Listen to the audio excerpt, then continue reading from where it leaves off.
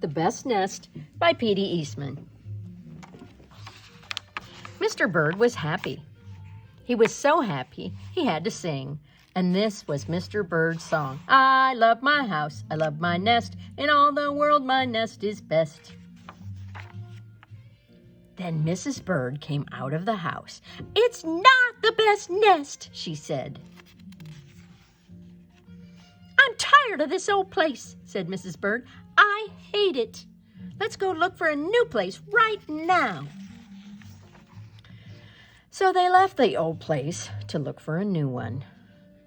This place looks nice, said Mr. Bird. Let's move in here. But somebody else had already moved in. So they looked at another house. This one looks nice, said Mr. Bird, and there's nobody in it. You're wrong, said Mrs. Bird. This house belongs to a foot. So they went on looking. I like this one, said Mr. Bird. It has a pretty red flag on the roof. I've always wanted a house with a flag, said Mrs. Bird. Maybe this place will be all right. Look who's coming. But it was not all right. I guess I made a mistake, said Mr. Bird. You make too many mistakes, said Mrs. Bird. I'm going to pick the next house. And here it is, right here. They flew in and they looked around. Isn't it too big? Asked Mr. Bird. I like this big place, said Mrs. Bird. This is the place to build our new nest. They went right to work. They needed many things to build their nest. First, they got some hay. They got some soda straws and broom straws. They got some sweater string. They got some stocking string and mattress stuffing. They got some horsehair and they got some man hair.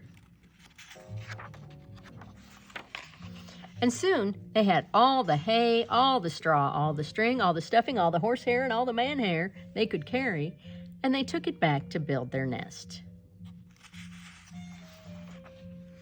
Mr. and Mrs. Bird worked very hard, and it took them the rest of the morning to finish their nest.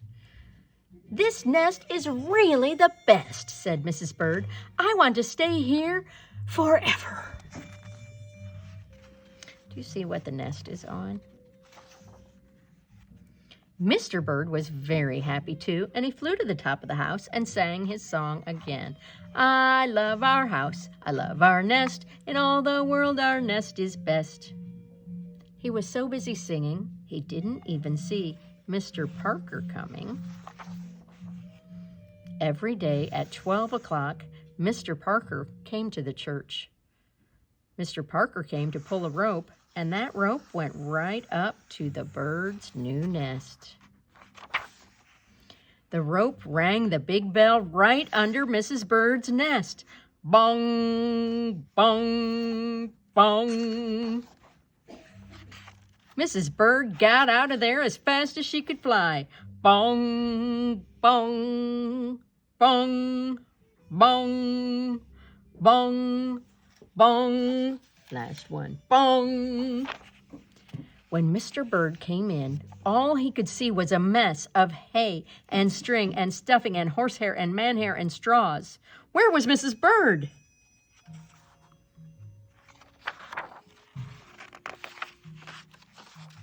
I will look for her until I find her, said Mr. Bird. He looked high. He looked low. He looked everywhere for Mrs. Bird. He looked down into a chimney, but Mrs. Bird wasn't there. He looked down into a water barrel, but Mrs. Bird wasn't there. Then he saw a big fat cat, and there was a big fat smile on the fat cat's face, and there were some pretty brown feathers near the cat's mouth. Mr. Bird began to cry. "Oh dear," he cried, "that big fat cat has eaten Mrs. Bird." And Mr. Bird flew up. "I'll never see Mrs. Bird again," he cried. It was getting dark. It began to rain, and it rained harder and harder, and Mr. Bird could not see where he was going. Crash! Mr. Bird bumped into something.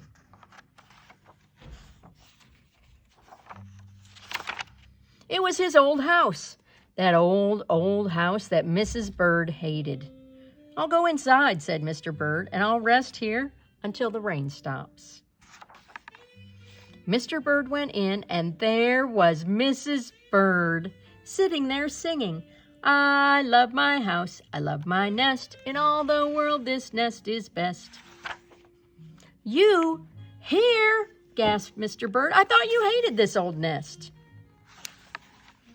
Mrs. Bird smiled. "I used to hate it," she said, "but a mother bird can change her mind. You see, there's no nest like an old nest for a brand new bird." And when the egg popped open, the new bird thought so too.